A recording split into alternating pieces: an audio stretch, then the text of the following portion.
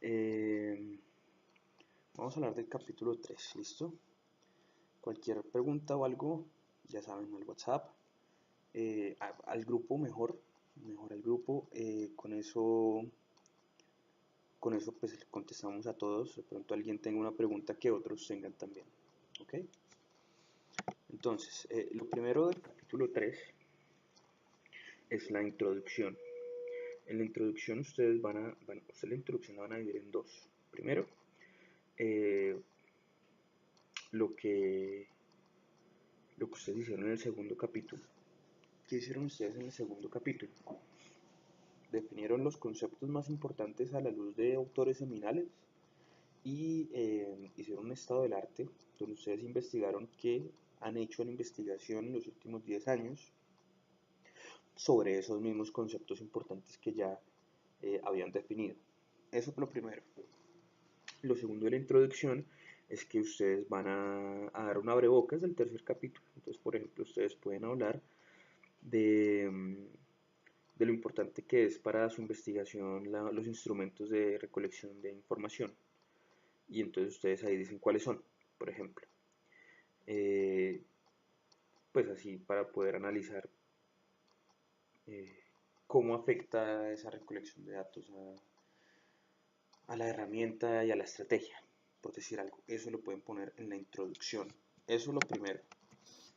Lo segundo de este tercer capítulo, que pues es, como les digo, es un poquito más sencillo que el anterior, van a definir qué tipo de estudio es su investigación. Entonces, si es una investigación cualitativa o cuantitativa, si es investigación-acción en el aula. Entonces ustedes lo van a definir a través de un mini ensayo. ¿Cómo es un mini ensayo? Un párrafo introductorio. Cuentan una pequeña anécdota sobre el tipo de investigación y entonces ya dicen que van a hacer. El segundo párrafo definen lo que es esa investigación, el tipo de investigación. Entonces es Action Research. Listo, entonces Action Research puede ser definido como un sistemático acercamiento para mirar cuáles son los problemas y las soluciones en un contexto educativo. Listo. Entonces, X persona dijo que lo definen, listo. ¿Qué sigue? Tercer párrafo. Entonces, ¿cuál es el método, digamos, de ese tipo de estudio? Entonces, decimos que es Action Research, entonces lo primero es planear, lo segundo es la acción, lo tercero es la observación y la cuarta es la reflexión. Y ese es el modelo del Action Research. Y finalmente ustedes cuentan una pequeña anécdota o simplemente dicen qué es lo bueno de ese método y qué es lo malo. ¿Listo? Eso, como les digo, es un mini ensayo, una página, ahí no se les va más, o 3 párrafos, ¿sí? No se les va más en el tipo del estudio. Después, la tercera etapa digamos, del tercer capítulo es el contexto. Entonces, en el contexto ustedes van a definir los participantes. Aquí ustedes van a hablar digamos, de si el colegio, por ejemplo, se basa su inglés, por ejemplo, en el marco de referencia. O, ¿qué más? Van a describir el estrato de los estudiantes, la edad. Van a describir cuál es la relación de esos estudiantes con el inglés. Entonces, ustedes pueden hablar un poquito del problema. Pues que estos estudiantes no se motivan, para ellos el inglés es una cosa secundaria, eso no les importa, ven que nunca les va a servir, entonces no le meten la ficha. Pueden hablar de eso. ¿Qué más?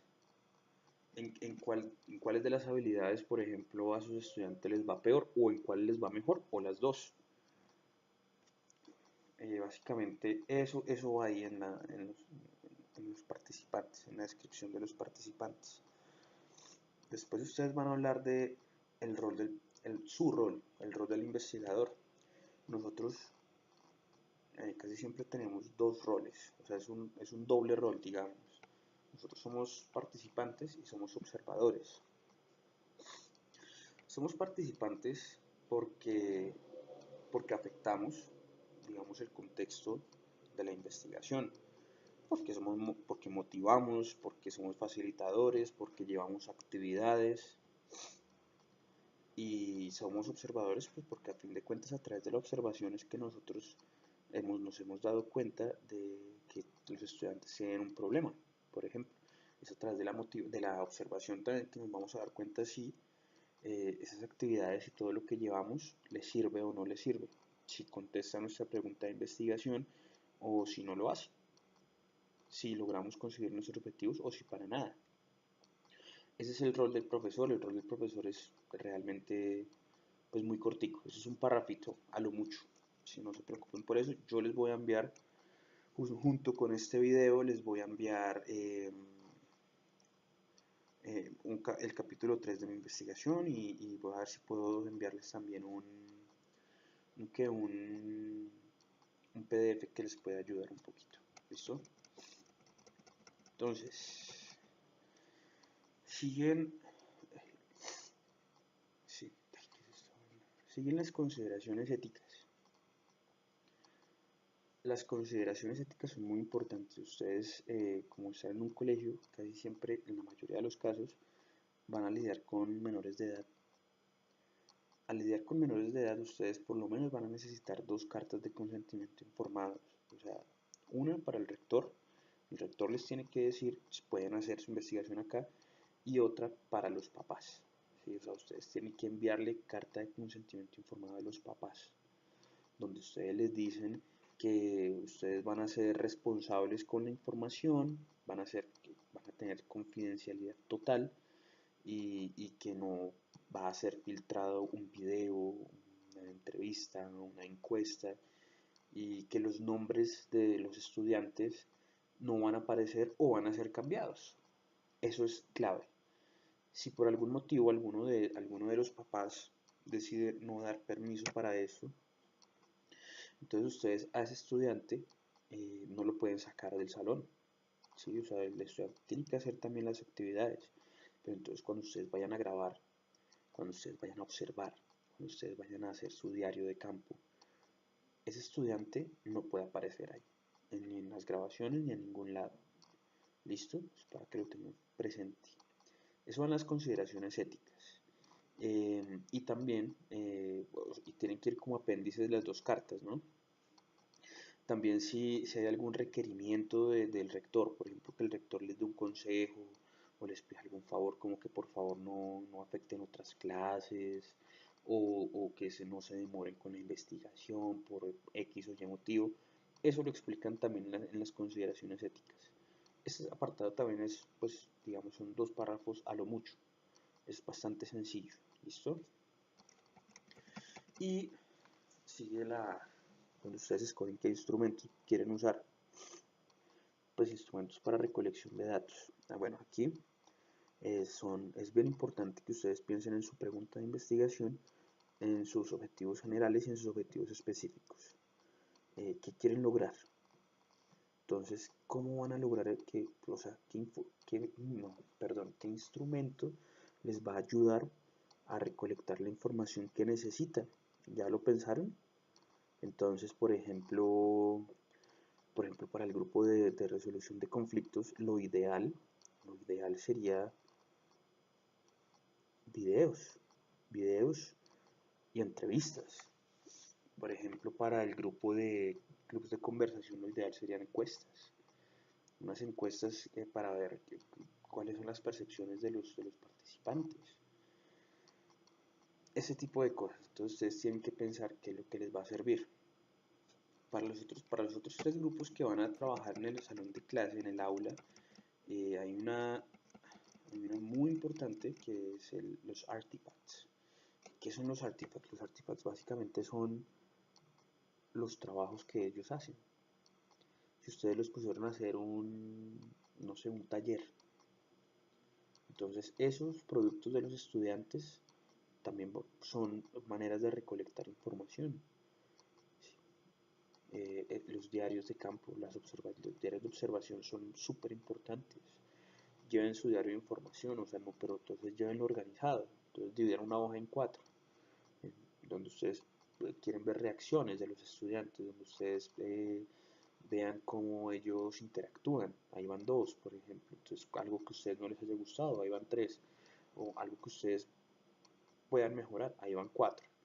Y entonces decidan un tiempo, digamos, o sea, con cronómetro en mano y todo, decidan cada 3 minutos voy a hacer una observación. Entonces, bueno, voy a empezar con reacciones de los estudiantes a las actividades. Entonces ustedes empiezan, bueno, fulanito se ve aburrido con esta actividad, no le interesa, no funciona, no parece funcionar mucho. 3 minutos después, entonces van al otro lado, cómo interactúan. Bueno, fulanito y perencejo están haciendo la actividad de manera efectiva, si está funcionando con ellos, la interacción es alta, bla, bla, bla, bla. Después, que no les gusta, 3 minutos después, y así van haciendo su diario para que sea más ordenado. Eso, al menos vamos a escoger 3 instrumentos de recolección de datos. Bueno, recuerden que si van a escoger los videos, ustedes tienen que llevar la cámara, o sea, un mes antes de grabar, tienen que empezar a llevarla, que los estudiantes se tienen que habituar a esa cámara. Los estudiantes cambian muchísimo cuando hay una cámara, muchísimo, y eso no nos sirve. Nosotros necesitamos es ver cómo de verdad se comportan. Entonces ustedes tienen que llevar la cámara, ponerla en la mesa un mes antes sin usarla, que los estudiantes vean la cámara y se acostumbren a ella, que cuando ustedes le den rec, le den grabar, esos chinos no se den ni cuenta que están grabando y se comportan como se deben comportar siempre, que eso no afecte su comportamiento, digamos. Y eso hasta ahí va. Y la última parte es la validación y el pilotaje. ¿Por qué? Entonces ustedes deciden hacer una entrevista. Entonces ustedes tienen 7 preguntas, por decir algo. Ustedes no pueden aplicar esas 7 preguntas de una vez a su grupo de investigación. Ustedes tienen que ir, por ejemplo, donde un colega, o ir con sus compañeros de clase, y preguntarle, no sé, al profesor Juan David o al profesor Daniel. Le hacen la entrevista. Mire, profe, haga la entrevista. Entonces ellos van a hacer la entrevista y van a decir, venga, es que no, la primera pregunta no la entiendo. Esa pregunta está rara. Entonces ustedes ahí ya tienen, tienen un feedback. Entonces ustedes van a decir, bueno, ¿qué hacemos con esta pregunta? Está rara. No la entienden.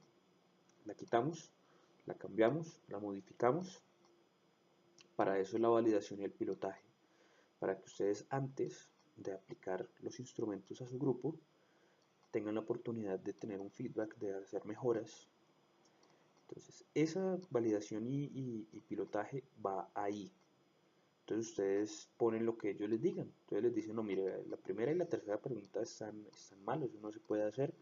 La segunda pregunta me parece que no es relevante para la investigación, eso que tiene que ver, cómo justifica eso. Entonces ustedes lo ponen ahí. Ellos sugirieron que la segunda pregunta fuera quitada y que la primera y la tercera pregunta fueran modificadas, por decir algo. Eso va ahí con cada uno de los instrumentos. Finalmente tenemos ya la conclusión, que simplemente ustedes dicen que hicieron en el tercer capítulo, paso a paso. Entonces primero definimos el tipo de estudio, después definimos lo que era, ¿qué cosa? Lo que es el contexto, entonces el rol del profesor, los participantes y ya, listo. Y básicamente ese es nuestro tercer capítulo. Si tienen preguntas, si tienen cualquier duda, no duden en comunicarse a través del WhatsApp, a través del grupo mejor, ¿sí? Es mucho mejor, ¿vale? Muchas gracias. Estamos hablando. Bueno.